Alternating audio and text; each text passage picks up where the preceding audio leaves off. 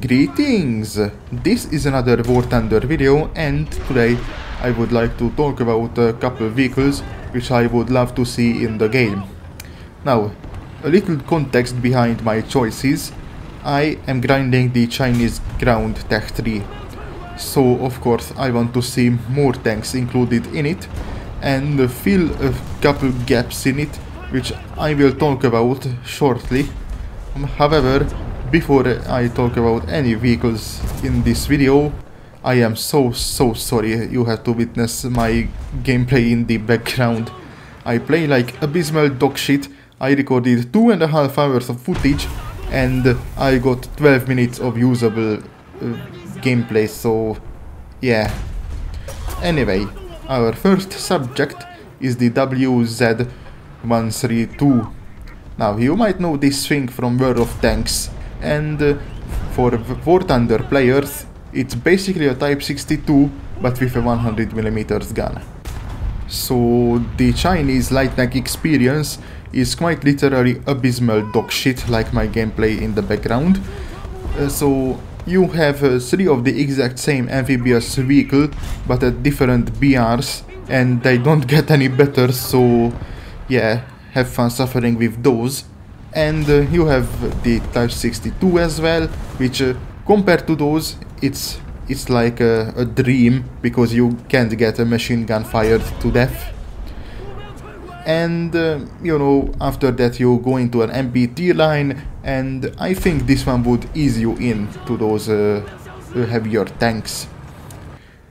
Talking about heavier tanks, the WZ-111, it is not quite a real tank. I mean, it was built, it was never finished, but it was built, and World of Tanks does have multiple variants of this, although I think the real one would have had a 122mm gun, but some people claim it would have had a 130mm gun. Who knows, it's Chinese. But basically this would be a Chinese IS-3, and China needs an indigenous heavy tank in the game, but you might say, I want something newer, something shinier. Let me introduce you to the WZ-122-4. We already have a WZ-122 in the game, however it's an earlier version of this vehicle, and for some odd reason Gaijin decided to name it Object 122, which is literally not its name, so why would you do that? Anyway, so unlike the WZ-122 we have in the game, the 122-4 has a much better turret, and it looks amazing. Like, this shit is actually fire, and you might recognize this turret if you play World of Tanks, because the Chinese Tier 10 rocket-powered heavy tank is basically based on this exact tank. Anyway, so you might be familiar with the 120mm gun as well, and basically this would be just a cool Chinese tank.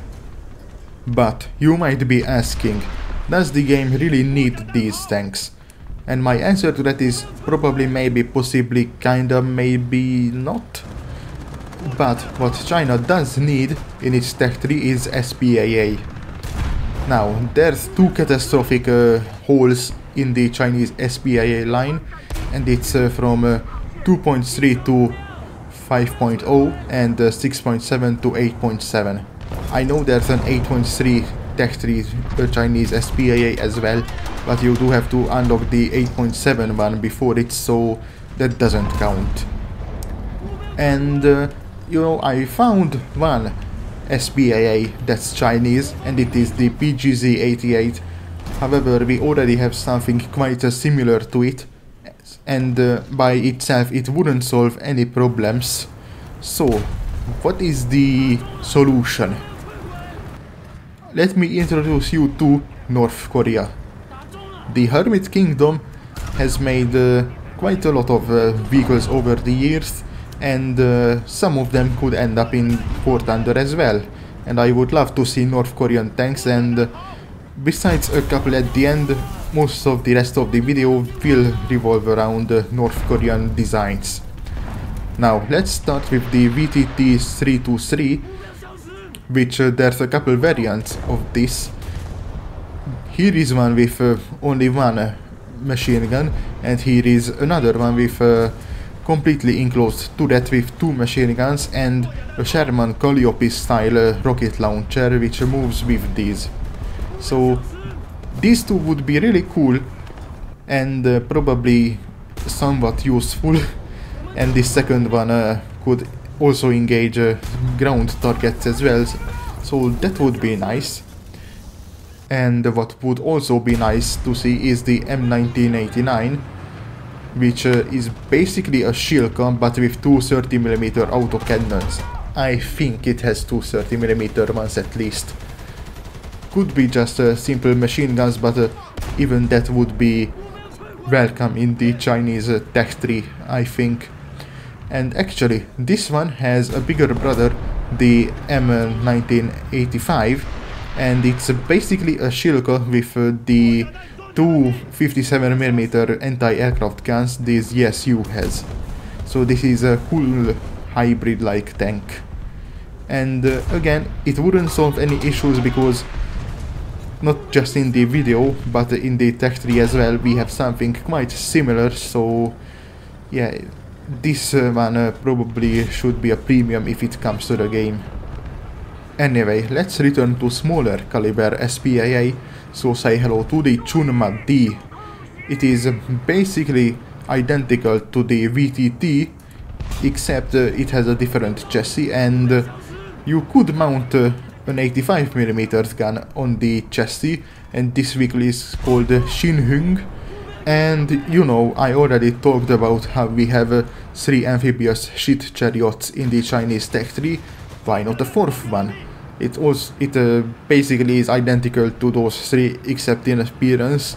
It even has probably a similar 85mm gun, so yeah. But if you don't like an 85mm gun, what about a 120mm howitzer and or mortar? Yeah, that exists too. And talking about self-propelled guns, my favorite type of tank is the tank destroyer. So it's no surprise that I have chosen quite a few to feature in this video. So say hello to the Tokchon. This is a variant with an 85mm gun, I think. And there is a 100mm gun variant as well. And you might say, well, that's kinda cool, but what about a 122mm variant? Now that's the shit. But let's not slow down, there's also a 152mm variant. But if you don't like your gun arc to be very restrictive, which, I mean, fair, you also have an option to mount a 130mm howitzer in a turret on the Tokchon. And on the topic of turreted artillery, you might also know about the Chuchapo, and I mean, that's kinda cool. But the real question here is, does the Chinese tech tree need any of these? No, not really, but they are kinda cool. I mean, look at this fella. This shit is fire. And on the topic of self-propelled guns, I do actually have 2 more Chinese tanks, and the first one I want to talk about is this Taiwanese M10 with a Japanese 105mm gun, and this just gives me T-34 122 vibes, and I like that. And there is also the PLZ-89, which is also a self-propelled howitzer, but it has a 122mm gun, and I think it looks kinda cool. It's basically a Chinese Gwozdika. And don't worry, the Chinese tech tree section of this video is over, but let me talk about 2 more self-propelled guns. And these are the SU-152G and 152P. So these things are quite similar. They both have a 152mm gun, obviously. The 152G has a short barrel and the P has a long barrel. And let me say that the SU-152P is one of my all-time favorite tanks because, I mean, look at it, it is magnificent.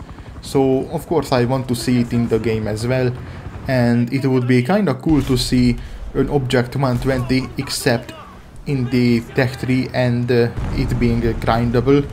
So yeah, that's why I chose the SU-152G and P.